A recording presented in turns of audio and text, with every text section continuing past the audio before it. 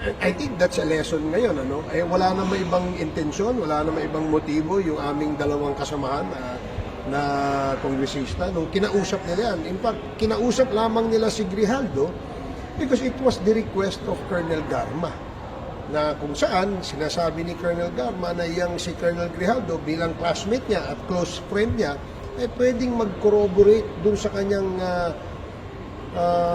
sinumpaang salaysay na isinabmit dito sa Quad Committee. So of course, we want, as we always say, no, kapag ka may witness, mayroong gustong to testify, binivet namin yun eh. A part of talking to these witnesses is the vetting. No? That's the process that we do, including asking from them to execute an affidavit para hindi kami naliligaw. Sa yung puntong yun, si Colonel Garma ang nag-request.